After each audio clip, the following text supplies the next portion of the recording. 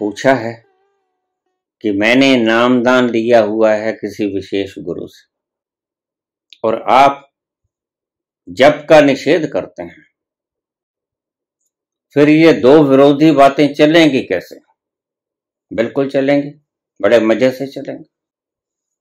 मैं तुमसे कहता हूं कि अगर तुम चुन लिए गए, तुम्हारे नामदान का अंतिम लक्ष्य क्या है? तुम्हारे नामदान देने का अंतिम लक्ष्य क्या है? बताइए।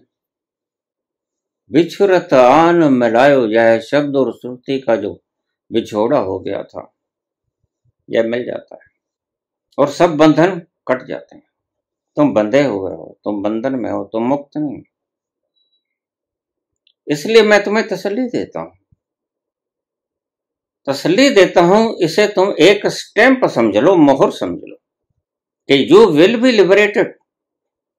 सर्टेनली तुम्हारे सभी बंधन टूट जाएंगे। क्यों? क्योंकि तुम्हारे सभी भ्रम टूट जाएंगे।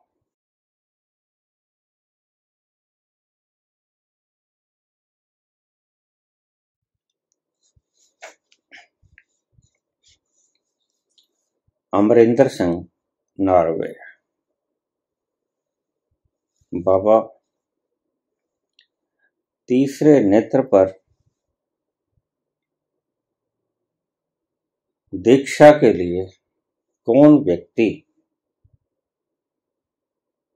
योग्य है? कृपा करके बताने का कष्ट करें।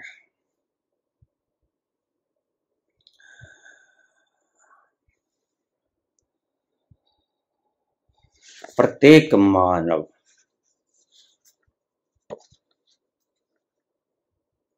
स्त्री हो, पुरुष, वृद्ध हो, बालक,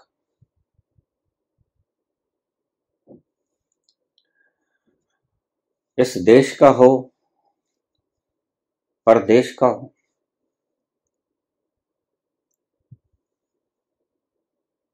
भूमि के ऊपर लकीरें हमने खींची, ईश्वर ने। किसी देश का हो, परदेश का हो, किसी जाति का हो, किसी धर्म का हो, किसी धर्म का मानने वाला हो या किसी धर्म का प्रचारक हो,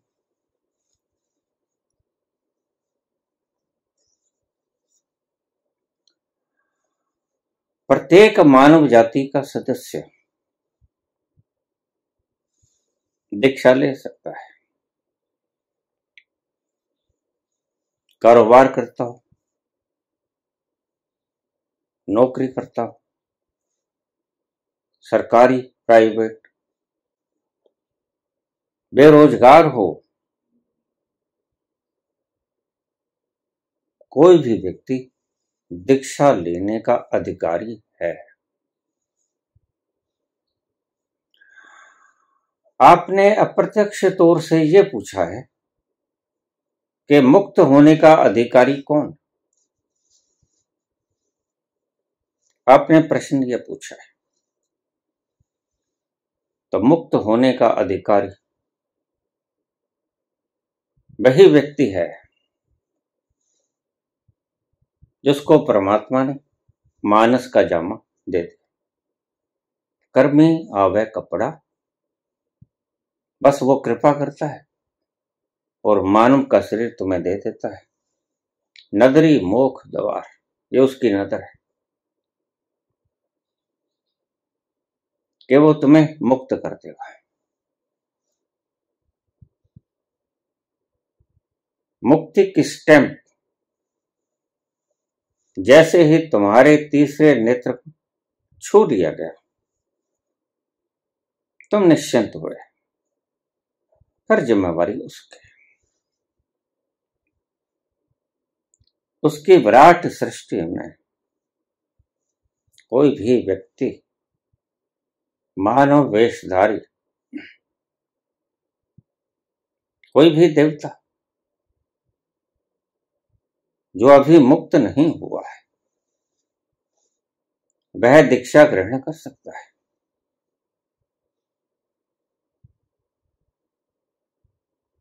कोई भी देवी, कोई भी देवता, कोई भी किसी जाति संप्रदाय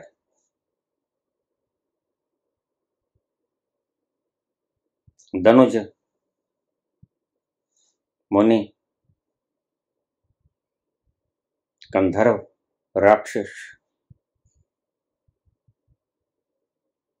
यहां कोई भेद नहीं, क्योंकि प्रत्येक व्यक्ति मुक्ति का अधिकार लेकर पैदा होता है। स्वतंत्रता हमारा जन्म सिद्ध अधिकार है। लोकमान्य तिलक का ये शब्द यद्यपि मानसिक गुलामी के लिए था, लेकिन ये एक आध्यात्मिक प्रक्रिया है। अपनी आत्मा के ऊपर पड़े हुए बंधनों को काट देना, जो जन्मों जन्मों से तुम्हारे संस्कारों के रूप में तुम्हें आबद्ध किए है, तुम्हें जंजीरों में लपेटे हुए, सभी संस्कारों से मुक्ति होना तुम्हारी सहज स्वतंत्रता का अधिकार है। कोई इसे रोक नहीं सकता। तुम चाहो तो मुक्त हो सकते हो। वह आस्तिक है, वह नास्तिक है, परमात्मा को मानता है, नहीं मानता है, कोई भेद नहीं। मुक्ति का अधिकार बराबर है दोनों का। मुक्ति तो आस्तिक भी चाहता है, मुक्ति तो नास्तिक भी चाहता है। बड़ी विराट डेफिनेशन है, परिभाषा है मुक्ति।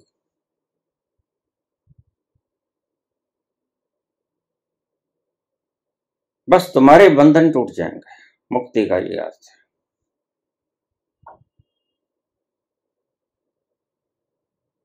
मुक्ति का विशाल विराट मतलब ये है, विराट परिप्रेक्ष्य में ये मतलब है कि तुम्हारे ऊपर किसी तरह का बंधन नहीं रहेगा, तुम मुक्त हो जाओगे, जिसके लिए तुम आज तक इस धरा पर विद्यमान, वो मुक्ति की घटना भी घटी नहीं।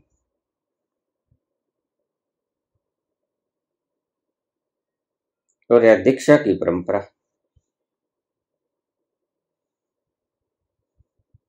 यह दीक्षा तुम्हें मुक्त करने का अधिकार देगी। तुम अधिकृत हो जाओगे, एक मोहर लग जाएगी, स्टैंप लग जाएगी। और पूछा है कि बाबा हम किसी विशेष धर्म संप्रदाय में दीक्षित हैं और उसके कहे अनुसार काम कर रहे हैं, चल रहे हैं, कोई आपत्ति नहीं, कोई आपत्ति। लेकिन ये भी ध्यान रखना,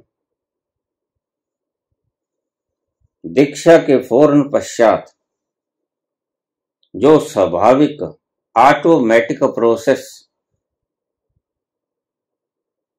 शुरू हो जाएगी तुम्हारी मुक्ति की, वह तुमसे पूछ करनी होगी।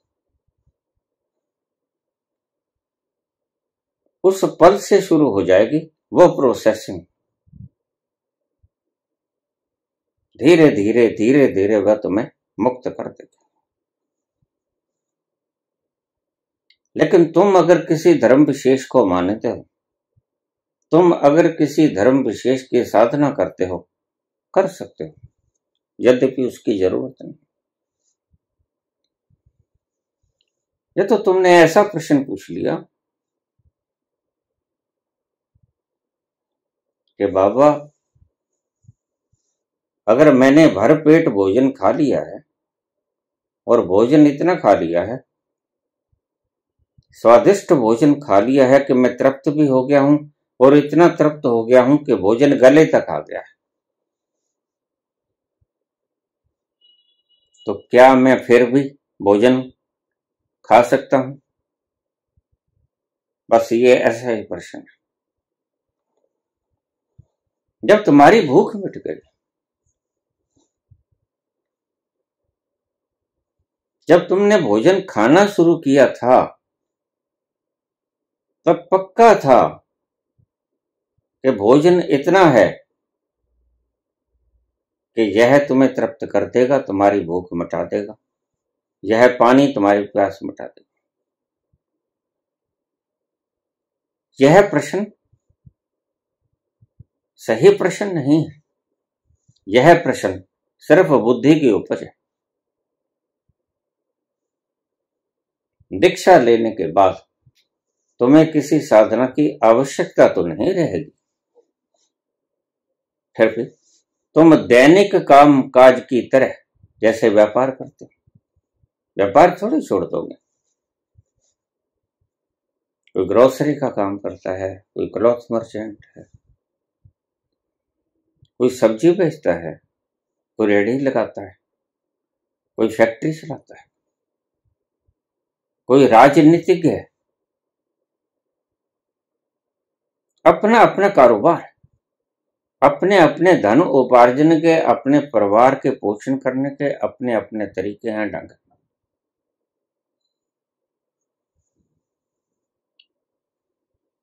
दीक्षा लेने के पश्चात तुम वो थोड़ी छोड़ दोगे।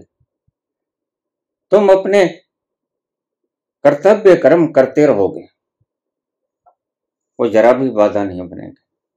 क्या बाधा है? Processing is going on continuously inside you.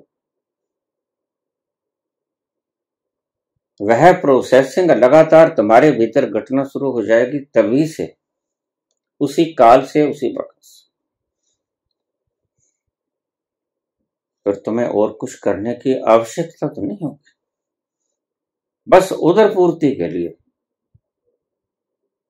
तुम जो करते हो वो करते रहना। धन कमाने के लिए, पारिवारिक जिम्मेदारियों को निभाने के लिए, बाल बच्चों का पोषण करने के लिए, वो जो करते हो करते रहना, उसमें जरा भी व्यवधान नहीं।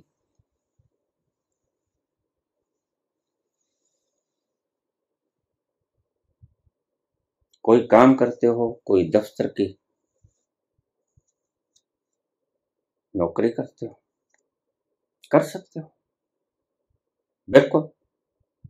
यह तुम्हारी उदर पूर्ति का ढंग है, उसे जारी रखना, कंटिन्यूस रखना। अपना काम बिना रुके करते रहना, दैनिक दिनचर्या को निभाते रहना। जो परमपिता परमात्मा ने तुम्हें दायित्व सौंपा है, उसे निष्ठापूर्वक और पूरी तल्लीनता से करते रहना। उसमें दीक्षा जरा भी बाधा नहीं।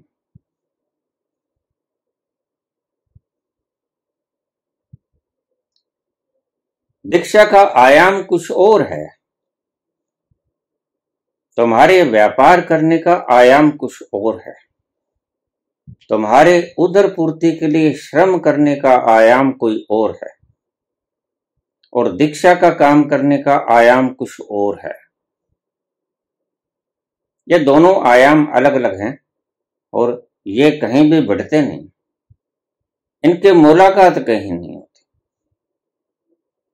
ये ऐसी पगडंडियां हैं जो शुरू से ही अलग हैं, अपने अपने गंतव्य स्थल पर जाने को। व्यापार की पगडंडी तुम्हारी परिवार के पोषण में सहायता होगी,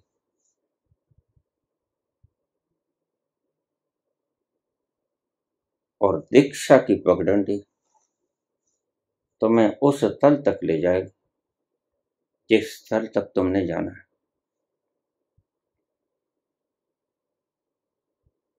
दोनों पगडंडियां अलग अलग हैं, कहीं एक दूसरे से बढ़ती नहीं, पैरेलल नहीं है, टकराती नहीं है कहीं। तो पूछा है कि हम विदेश से हैं, आप चाहे किसी देश से, कोई फर्क नहीं पड़ता। ये जमीन की लकीरें मानव ने खींची, परमात्मा ने। परमात्मा की इस धरा पर जो भी मानव रूप में है, क्योंकि परमात्मा सिर्फ उसी व्यक्ति को मनुष्य का शरीर देता है जिस व्यक्ति में यह योग्यता आ गई, यह पोटेंशियलिटी आ गई, यह संभावना आ गई, ही कैन लिबरेट, वह मुक्त हो सकता है। बस उसे मानव का जामा दे दिया गया और वह बड़ा सियाना है। ऐसे ही तुमको मानव शरीर नहीं मिलता। तो प्रत्येक मानव, ये जाति पातियां भी तुम्हारी बनाई, ये धर्म भी तुम्हारे बनाए, किसी भी जाति का, किसी भी धर्म संप्रदाय का, उससे मुझे कुछ लेना देना नहीं, क्योंकि यह रास्ता अलग है। तुम्हारे धर्म या तुम्हारे धर्मज्ञ या तुम्हारे गुरुजन तुम्हें जो भी रास्ता देते हैं, तुम चाहो तो कर सकते हो, हालांकि उसकी जरूरत नहीं। फिर भी अगर तुम चाहे तो कर सकते हो। जैसे शौक के लिए तुम हिल स्टेशन पे जा सकते हो, यद्यपि वो तुम्हारी जरूरत नहीं,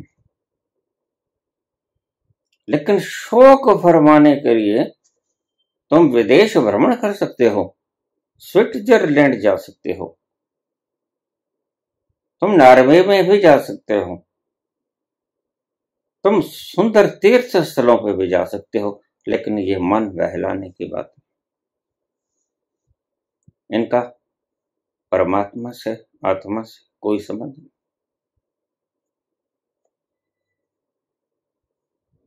ये रास्ता अलग है।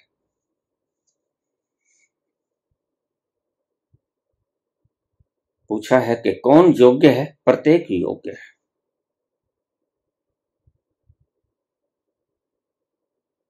जो जाना चाहता है, जो मुक्त होना चाहता है, जो मुक्त होना ही नहीं चाहता,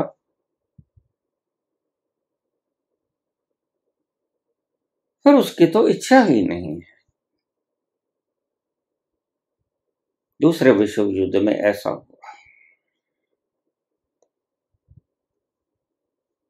जो दूसरे विश्व युद्ध में बंदी बना लिए गए थे, विश्व युद्ध बहुत साल तक चला, तुम्हें पता होगा। 39 में शुरू होकर 45 में समाप्त। 6 वर्ष और 1 दिन तक चला दूसरा विश्व युद्ध। और जो बंदी बनाए गए थे, वो इस युद्ध में उनके परिवारजन, उनको जानने वाले, वो सब खंड बिंड हो गए, पता नहीं लगा कहां गए कहां नहीं। फिर फैसला हुआ कि जब युद्ध समाप्त हो गया तो इनको छोड़ दिया जाए, उनको रिहा कर दिया गया। लेकिन बड़े मजे की बात है कि वो लोग सांझ ही वहां पर लौट आए।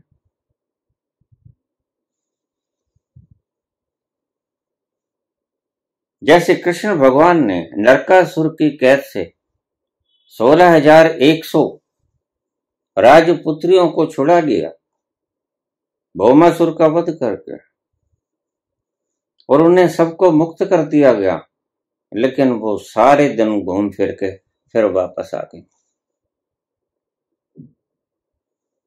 भगवान कृष्ण ने पूछा, ये क्या है, वापस क्यों आ गए? तुम जाओ अपने घरों में, तुम मुक्त हो। उन्होंने प्रार्थना की हाथ जोड़ के, प्रभु अब हम कहां जाएं? अब तो हमें ना परिवार, ना समाज, हमें स्वीकार नहीं कर। आप ही कोई कृपा करो तो हमारा रहने खाने का बंदोबस्त कर दो, जो बचे सांस हैं हम गुजार लेंगे जिंदगी। और कृष्ण भगवान ने उनके लिए अलग से रहने खाने की व्यवस्था कर दी। तो उन लोगों ने कहा दूसरे विश्व युद्ध के कैदियों ने कि हमारा अब कोई, हम कहां जाएं, सब उजड़ गए।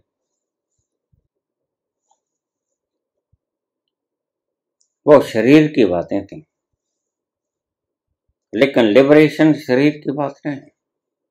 तुम्हारे शरीर पर कोई बेड़ियां नहीं डाली गई हैं।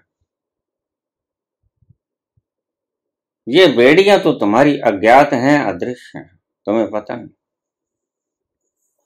जब ये बेड़ियां खुल जाएंगी तुम मुक्त हो जाओगे, तो तुम्हें कोई घर नहीं ढूंढना पड़ेगा, तुम्हारा घर तो पहले से ही मौजूद है।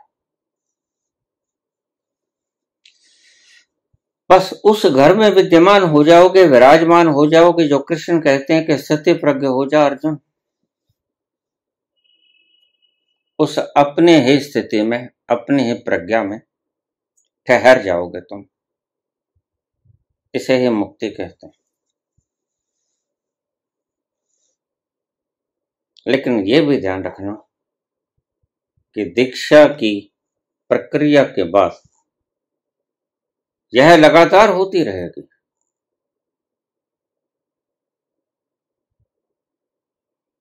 यह होती ही रहेगी, यह रुकेगी नहीं। जैसे आपने देखा, अनंतनाद जब एक बार शुरू हो जाता है, जब तक शुरू नहीं होता तब तक बहुत से लोग मेरे पास आ जाते हैं, बाबा जी लोग तो कहते हैं ये टीनेटस है, बीमारी। हमें तो अनंतनाद शुरू हुआ नहीं, आप कहते हैं बड़ी मिठास होती है। और कमेंट्स भी आती हैं कि मैं बड़े मजे में हूं, रसीली धार बह रही। तो ये तुम्हारी मान्यताएं हैं सिर्फ, और मनुष्य ने बहुत सी मान्यताएं इधर उधर से इकट्ठी कर ली हैं और अपने दिमाग में संग्रहित कर ली।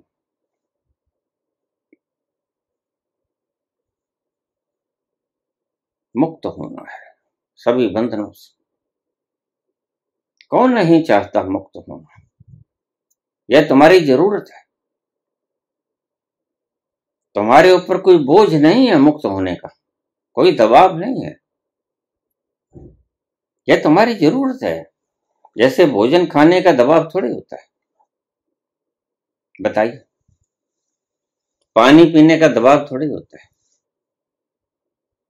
यह जरूरत है। जब रेगिस्तान की तपस्या से तुम आते हो, कंठ सूख जाता है, रोआ रोआ शरीर का पानी खत्म होने को होता है, रोआ रोआ पुकार करता है पानी दे दो, तो वह तुम्हारे प्राणों को बचाने के लिए जरूरत होती है पानी की। ऐसे ही जब तुम भूखे होते हो, तुम्हारे शरीर के तंतुओं को, टिश्यूज को एनर्जी के लिए भोजन की आवश्यकता होती है। बिल्कुल इसी तरह जैसे शरीर को भोजन की और पानी की जरूरत है, ऐसे ही तुमको मुक्ति की जरूरत है। या कोई बोझ नहीं है, ये कोई दायित्व नहीं है तुम्हारा कि तुमने निभाना है। नहीं नहीं, इट्स योर नेसेसिटी। यह तुम्हारी भीतर की अंतस की डिमांड है, यह तुम्हारी जरूरत है।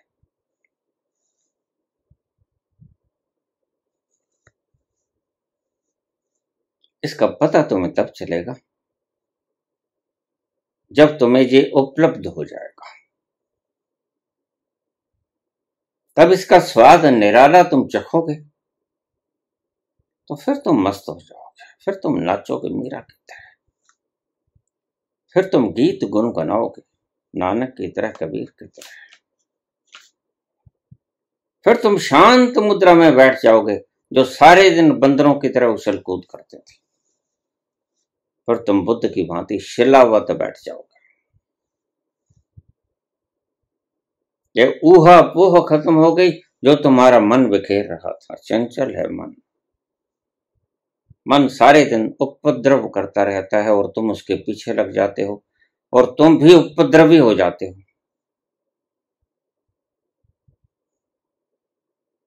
इसलिए संतों ने कहा, मन के मते न चालिए, पलक पलक मन और। मन पल पल में बदलता है, लेकिन बुद्ध बुद्ध शिलावत शांत हो जाते हैं। कोई हलचल नहीं, कोई कोलाहल नहीं, कोई शोर नहीं, बिल्कुल परम शांति, खामोशी, मौन, झील की तरह परम शांत। कोई लहर नहीं, कोई तरंग नहीं।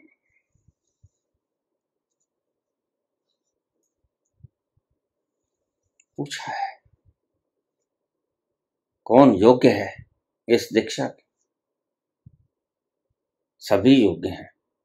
जिसको परमात्मा ने मानस जन्म दे दिया वह योग्य हो गया।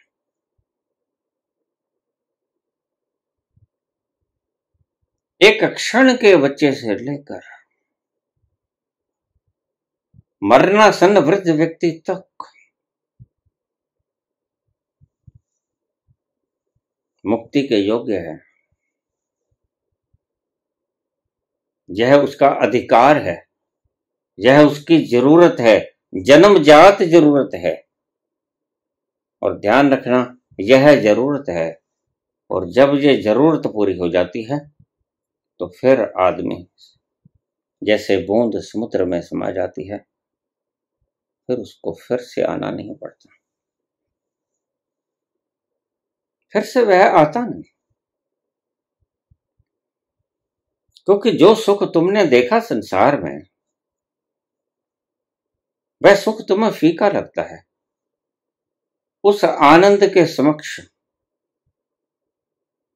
वह सही पूछो तो सुख लगता ही नहीं। तुम्हारे संसार के सुख परमात्मा के आनंद के आगे सुख नहीं लगते, दुख लगते हैं। क्योंकि तुम्हारे संसार का सुख दो पहलू रखता है। सुख आएगा, उसके बाद दुख भी आएगा, और दुख आएगा तो उसके बाद सुख भी आएगा। ये दोनों पहलू हैं, ये पहलू बदलते ही रहेंगे। लेकिन आनंद जब व्यक्ति को प्राप्त हो जाता है और मुक्ति के बाद जो प्राप्त होता है उसे आनंद कहते हैं। और जब आनंद प्राप्त हो जाता है तब सुख सुख जैसा नहीं मालूम पड़ता, है भी नहीं। वह दुख का ही एक दूसरा उलट पासा है। तुम चूक जाते हो पहचानने में, इसलिए तुम सुख के साधन पैदा करते रहते हो।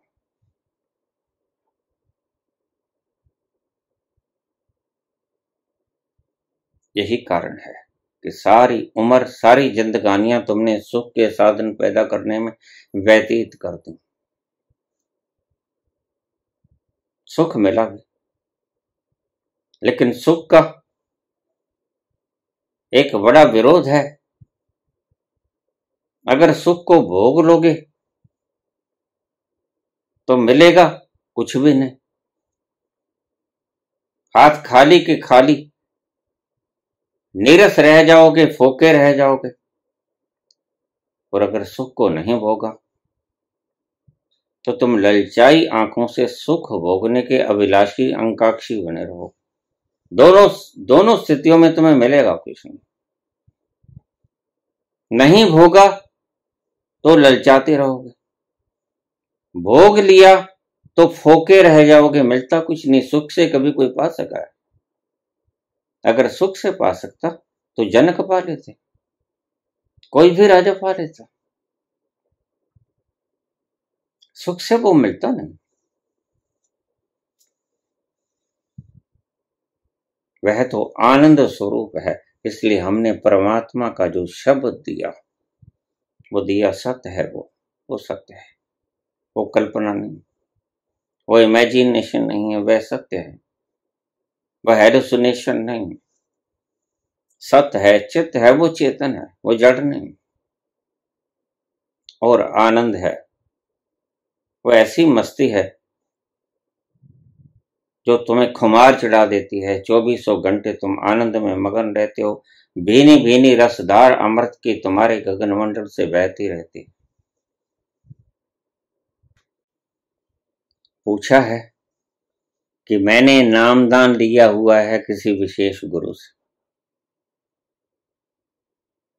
और आप जप का निषेध करते हैं, फिर ये दो विरोधी बातें चलेंगी कैसे? बिल्कुल चलेंगी, बड़े मजे से चलेंगी।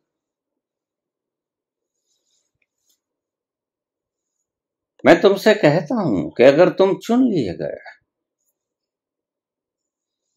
तुम्हारे नाम दान का अंतिम लक्ष्य क्या है? तुम्हारे नाम दान देने का अंतिम लक्ष्य क्या है? बताइए। किसी से बिछड़ गए हो तुम,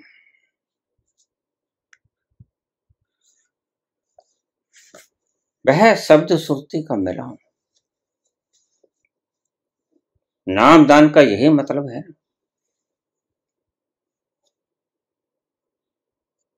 और दीक्षा का भी यही मतलब है। तुम बंधे हुए हो, तुम मुक्त कैसे हो जाओ? यही बाबा कहते हैं। कहे नानक गुरु बंधन काटे, कहे नानक गुरु बंधन काटे, कहे नानक गुरु बंधन काटे, बिछुरत आन मिलायो, बिछुरत आन मिलायो,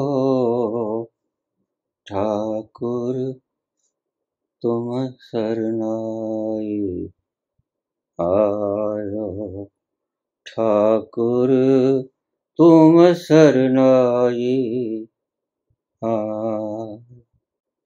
बिछुरत आन मिलायो, यह शब्द और श्रुति का जो बिछोड़ा हो गया था, यह मिल जाता है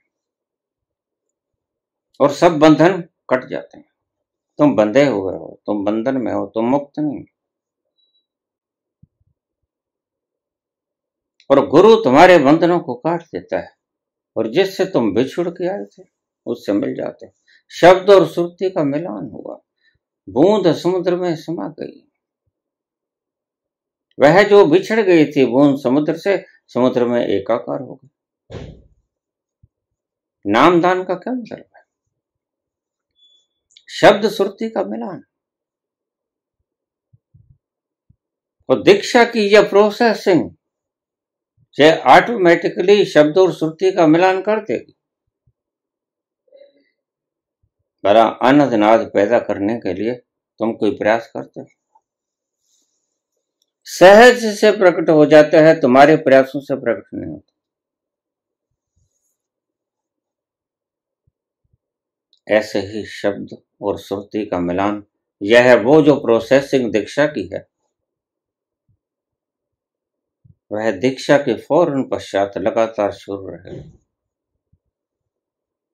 और वह तुम्हें तुम्हारे बंधन काटकर तुम्हारे शब्द और श्रुति का मिलान कर ही देगा। निश्चिंत रहना। इसलिए मैं तुम्हें तसल्ली देता हूं।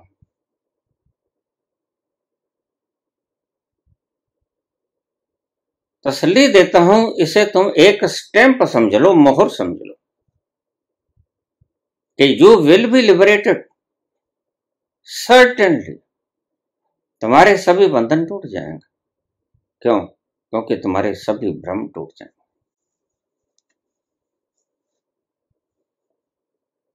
और तुम्हारे सभी भ्रम टूट जाएंगे। भीतर ही भीतर ये काम करेगी दीक्षा, तुम्हें पता भी नहीं चलेगा। इसका आयाम अलग है, तुम्हारे आयाम अलग हैं। ये शरीर और मन से संबंधित हैं तुम्हारे बाहर के काम। इसका उस तीसरे तल से कोई लेना देना नहीं है जिसे हम चेतना कहते हैं। चेतना का अस्तित्व अलग है। उसका न संबंध मन से है न शरीर से है।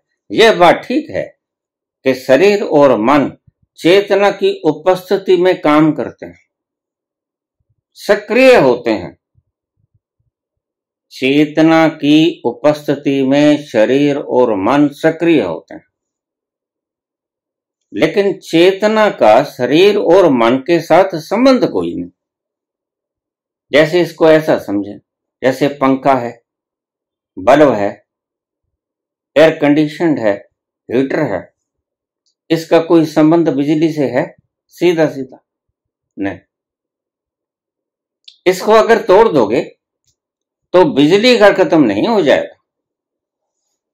पंखे को अगर तोड़ दोगे, एसी को अगर तोड़ दोगे, या एसी खराब हो जाएगा, हीटर खराब हो जाएगा। हीटर को अगर तोड़ दोगे, पानी के पंप को अगर तोड़ दोगे, मोटर को तोड़ दोगे, सभी इंस्ट्रूमेंट्स को तोड़ दोगे जो ये लगे हुए हैं और बिजली के द्वारा संचालित हैं। अगर इन सब इंस्ट्रूमेंट को तोड़ भी दोगे तो क्या बिजली घर, पावर हाउस टूट जाएगा, खत्म हो जाएगा? जरा सोच के बताना। बल्ब को तोड़ दो, एसी को तोड़ दो, पंखों को तोड़ दो, मोटर को तोड़ दो, गीजर को तोड़ दो, रेफ्रिजरेटर को तोड़ दो, ओवन को तोड़ दो, सब तोड़ दो। दीज आर इंस्ट्रूमेंट्स, बिल्कुल शरीर की भांति और मन की भांति। इनके टूटने के बाद आपका पावर हाउस नहीं टूटेगा, उसे जरा भी क्षति नहीं पहुंचेगी, वह बरकरार रहेगा। रहेगा ना? क्योंकि चेतना बिल्कुल अलग है। ये बात ठीक है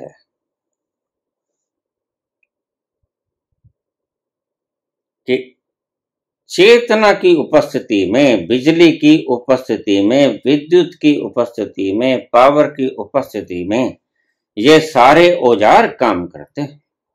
पंखा चलेगा, हीटर गर्म हवा देगा, एसी ठंडी हवा देगा, रेफ्रिजरेटर बर्फ बना देगा, तुम्हारी चीजों को संरक्षित रखेगा। पानी की मोटर पानी को ऊपर ले जाएगी टैंकी तक। ये सभी अपना अपना फंक्शन करेंगे, लेकिन ये बात मत ख्याल में लेके आना कि अगर हम इन इंस्ट्रूमेंट को तोड़ देंगे तो पावर हाउस खत्म हो जाएगा। नहीं, पावर हाउस का तो जरा भी बिगड़ने वाला नहीं। इसलिए मैं कहता हूं चेतना का कोई संबंध तुम्हारे शरीर और तुम्हारे मन से बिल्कुल ही नहीं है। तुम्हारा शरीर टूट जाता है, चेतना का कोई फर्क नहीं पड़ता। चेतना जस की तस रहती है, विद्युत घर की तरह। लेकिन यह भी ठीक है कि अकेली विद्युत पंखा नहीं चला सकती अगर पंखा न हो, हवा ठंडी नहीं दे सकती अगर एसी ना हो, हीटर नहीं चला सकती अगर हीटर ना हो, बर्फ नहीं जमा सकती अगर रेफ्रिजरेटर ना हो। दीज आर ऑल इंस्ट्रूमेंट्स, इसलिए इनको रथ कहा।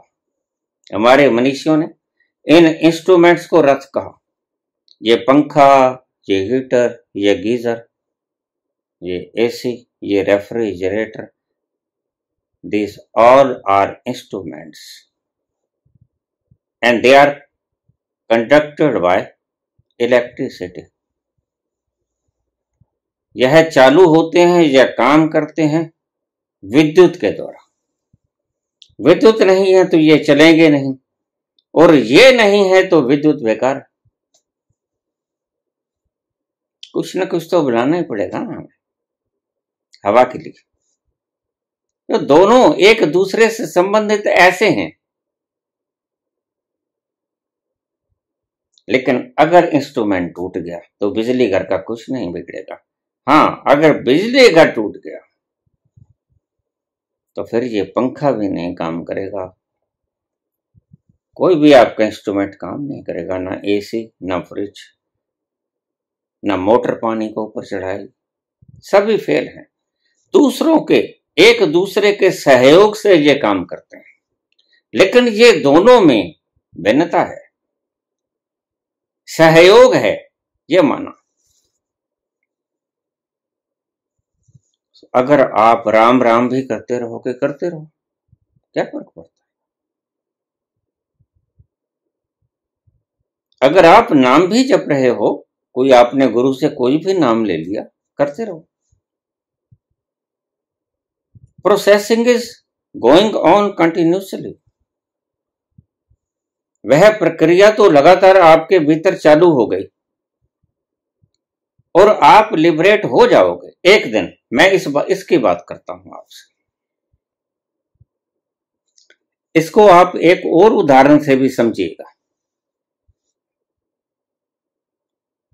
आप किसी कंप्यूटर पे काम कर रहे हैं, आपको भूख लगी, आपने खाना खा लिया और आप खाना खाकर फिर कंप्यूटर पे बैठ गए। तो जरा सोचना कि आप कंप्यूटर के ऊपर काम कर रहे हैं,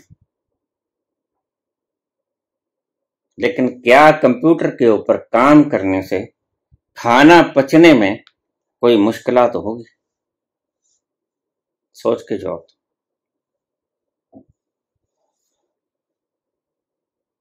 खाना पचना बंद हो जाएगा क्योंकि आप काम कर रहे हो, आप कंप्यूटर के ऊपर दिमाग लगा रहे हो।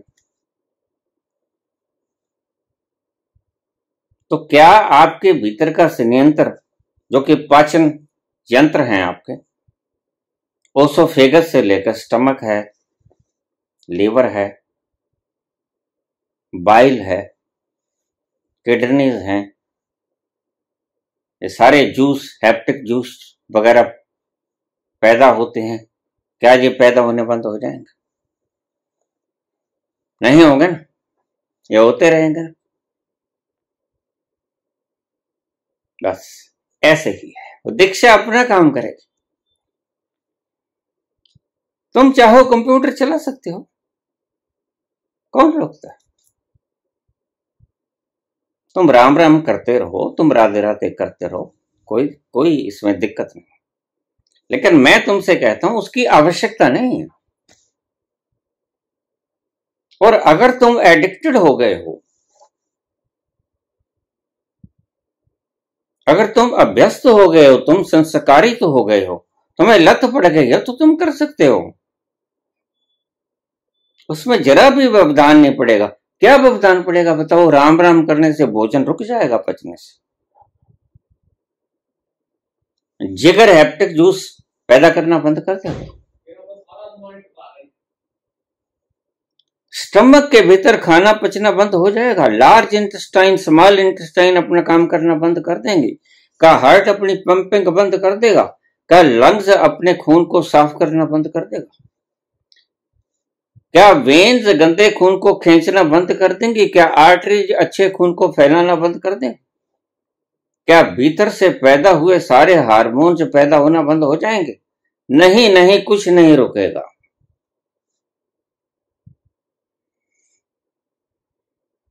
Everything is going on, will going on, सब कुछ होता रहेगा, लगातार होता रहेगा, उसमें कोई व्यवधान नहीं। उसे पता ही नहीं चलेगा, बेचारे जिगर को पता ही नहीं चलेगा कि ये तो राम राम कर रहा है, तो राधे राधे कर रहा है, तो 5 नाम ले रहा है, लेते रहो, ये तुम्हारी व्यस्तता है भाई। जैसे जिगर काम करना बंद नहीं करेगा, जूस निकलना बंद नहीं करेंगे, और सभी कुछ पैदा होगा, ऐसे ही दीक्षा अपना काम अलग से करेगी। दीक्षा एक भोजन है आपका, जैसे आपने भोजन खाया, भोजन पचता है, ऐसे ही दीक्षा में जो शक्ति आपको दे देगी वह पचेगी, वह अपना काम करे, वह अपना काम करेगी निर्बाध रूप से, तुम्हारी किसी कारण से वो रुकेगी नहीं। तुम जो चाहे करते रहो, तुम कंप्यूटर चलाते रहो, तुम दौड़ते रहो, तुम रेस लगाते रहो, तुम बैठे रहो, तुम अखबार पढ़ते रहो या तुम कोई शास्त्र पढ़ते रहो, उसमें क्या फर्क पड़ता है? कोई भी तो फर्क नहीं पड़ता।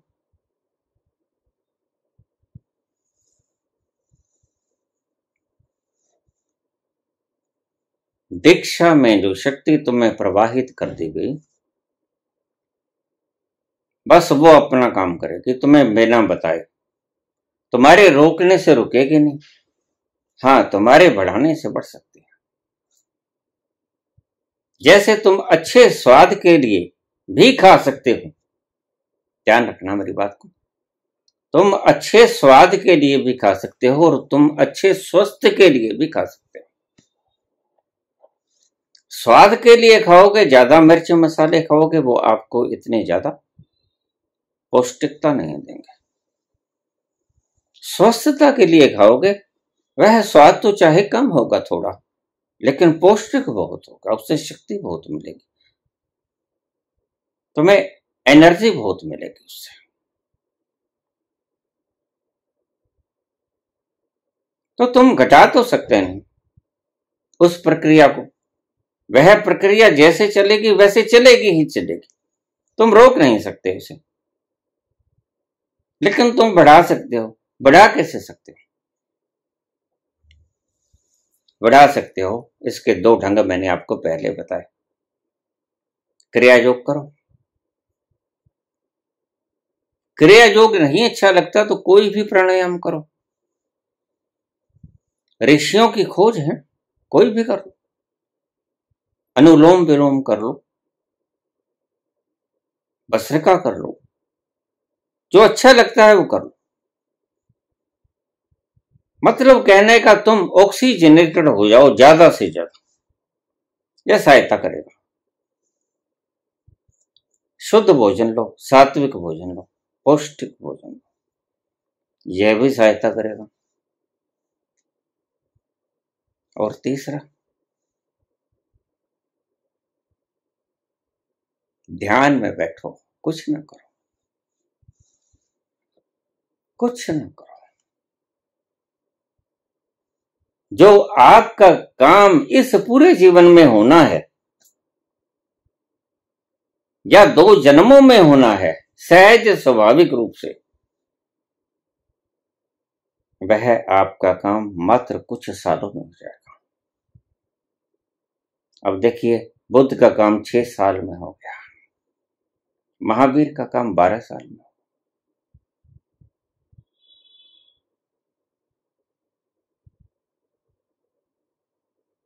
और नानक का काम करीब करीब 18-19 वर्ष में हुआ। सबके वक्त अलग अलग है।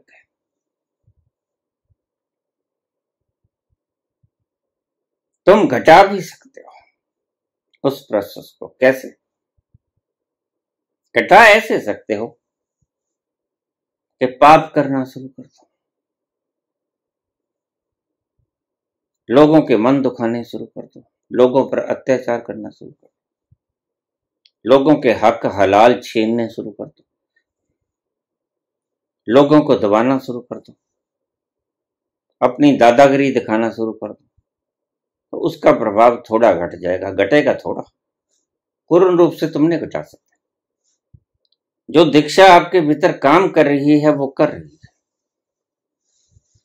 उसको बढ़ा सकते हो क्रिया योग करके, ध्यान में बैठ के आराम से, और बढ़ जाएंगे और आनंद भी ज्यादा आएगा, इसके लक्षण है। और घटा भी सकते हो, पाप करना शुरू कर दो, किसी का मन दुखाओ, नाजायज किसी के ऊपर कब्जा करने की चेष्टा करो, दादागिरी दिखाना शुरू कर दो, किसी का हक छीन लो, किसी की शांति भंग कर दो, अपने विचारों को दूसरे को मनवाने के ऊपर तुल जाओ, ये सब पाप है। तो आप इसे थोड़ा घटा भी सकते हो, लेकिन थोड़ा, यह है फिर तो 4 साल आपको ज्यादा लग जाएगा। और अगर तुम्हें पौष्टिक तुमने आहार लिया, खूब फेफड़ा भर के श्वास लिया, जीवन ऊर्जा है, प्राण ऊर्जा है, और ध्यान में बैठे, आराम से बैठे, और वही ध्यान की प्रक्रिया विचार आएंगे, उनको देखते रहो साक्षी बनकर, तो इससे तुम जल्दी उस प्रक्रिया को होने में सहायता करोगे। सहायता भी कर सकते हो, अवरोध भी कर सकते हो, बस तुम इतना सा काम कर सकते हो, रोक नहीं सकते। पूर्णतः से आप रोक नहीं सकते, वह प्रोसेसिंग अपना काम करती रहेगी। जैसे तुमने कोई खाना खाया, तुमने 1 घंटे के बाद दौड़ लगाई, वह जल्दी पचेगा खाना, श्वास जल्दी चलेगा, और तुम बिल्कुल लेट गए आराम से, तो खाना आराम से पचेगा, थोड़ी देरी हो जाएगी खाने में। तो तुम घटा भी सकते हो, तुम बढ़ा भी सकते हो, तुम रोक नहीं सकते। तुम हार्ट की पंपिंग को तेज भी कर सकते हो, दौड़ लगाओगे हार्ट पंप तेज करेगा। तुम थोड़ी स्लो भी कर सकते हो, आराम से लेट गए आराम से, तो हार्ट पंप धीमे करेगा। जितनी जरूरत है खून की, जितनी ऑक्सीजन की जरूरत है, हार्ट उतना ही काम करेगा। उसको ज्यादा पता है, कुदरत को ज्यादा पता है। तुम इतना सा तुम्हारे हाथ में है, लेकिन जैसे ही तुम्हारे दीक्षा के द्वारा तुम्हें एनर्जी का प्रवाह कर दिया गया,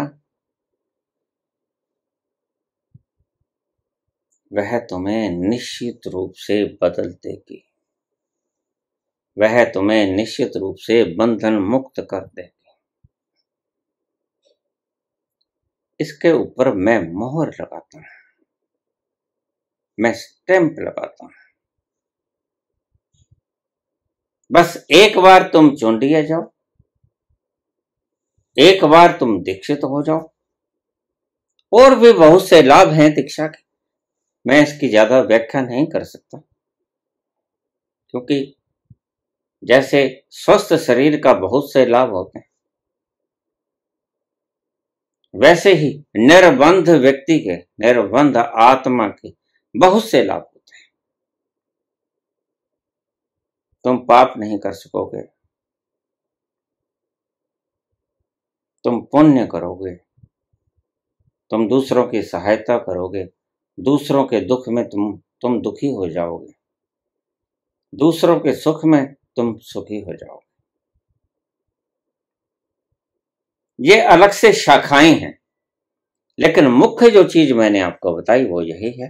प्रसंग लंबा हो गया कि कोई भी व्यक्ति किसी भी धर्म जाति संप्रदाय का हो, किसी भी धर्म को मानता हो, आस्तिक हो नास्तिक हो, वह बस थोड़ा सा काम कर ले, अपनी मुक्ति को, वो मुक्ति को भी मानता है या नहीं मानता है कोई बात नहीं, उसके मानने से कुछ नहीं होता, या ना मानने से भी कुछ नहीं होता। वह सिर्फ चुना जाए और मुक्ति की गारंटी ले ले, और यह शक्ति का प्रवाह जो आपके तीसरे नेत्र में बखेर दिया गया, यह आपकी मुक्ति की गारंटी है, यह आपकी मुक्ति की गारंटी है। फिर आराम से संसार में खेलते रहो, कूदते रहो।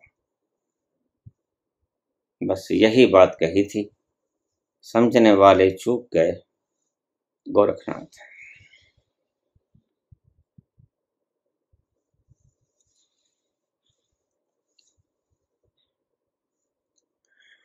हंसीबा खेलीबा धरीबा ध्यान, हंसीबो खेलीबो धरीबो ध्यान। हंसो खेलो, ध्यान चलता रहेगा। तुम अपना काम करते रहो। ये यंत्र हंसेगा, ये यंत्र खेलेगा, यंत्र जश्न मनाएगा, यंत्र कूदेगा, नाचेगा, लेकिन तुम अपने ध्यान में मस्त रहोगे, मगन रहोगे। तुम्हारे भीतर उतरने की प्रक्रिया में कोई बाधा नहीं पड़ेगी। बाहर का यंत्र हंसेगा, बाहर का यंत्र खेलेगा। हंसी वो, खेली वो, धरी वो ध्यान। बाहर का यंत्र हंसेगा, बाहर का यंत्र बोलेगा, बाहर का यंत्र खेलेगा। ये यंत्र है जो खेलेगा, मुस्कुराएगा, धरी वो ध्यान। लेकिन वह शक्ति जो गुरु ने आपको तीसरे नेत्र पर प्रसारित कर दी, वह तुम्हें ध्यान में ले जाएगी। वो अपना काम करेगी या अपना काम करेगी। थोड़ा सा इस शब्द का अर्थ करने में चूक हो गई। ये दो शब्द थे, अलग अलग डायमेंशंस के।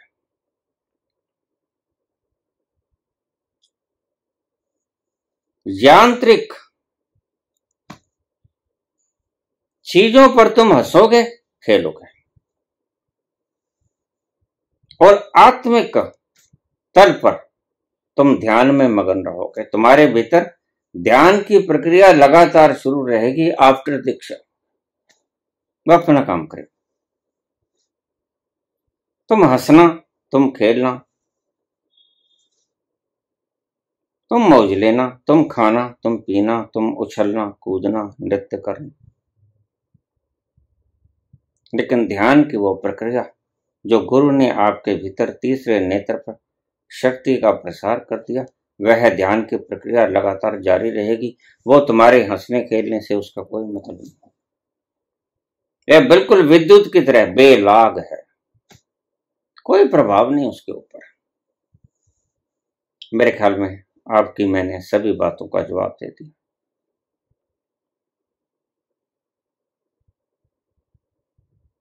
आप इसी मार्ग पे चलो, एक दिन पहुंच जाओगे। यह आपका अधिकार है। मुक्त होना आपका अधिकार है। यह अधिकार आपको एक दिन अवश्य मिलेगा। थोड़ा रास्ता सही कर लो।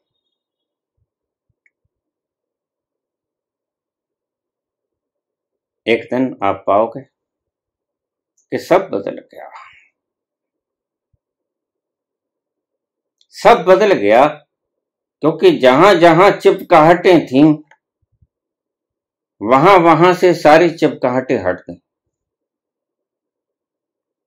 मिल गया वो साक्षी, मिल गया वो ऑब्जर्वर, मिल गया वो विटनेस, मिल गया वो अपने भीतर का आत्म तत्व जो तुम वास्तव में हो। और जिस घड़ी वो तत्व, आत्म तत्व तुम्हें मिल जाएगा, मिलेगा तुम्हें अकेलों को, उस घड़ी तुम देखोगे कैसे बरसात होती है आनंद की, कैसे झूमता है ये सारा अस्तित्व। तुम विराट में खो जाओगे और विराट तुम में खो जाएगा। खालक खलक, खलक में खालक, खालक खलक, खलक में खालक। धन्यवाद।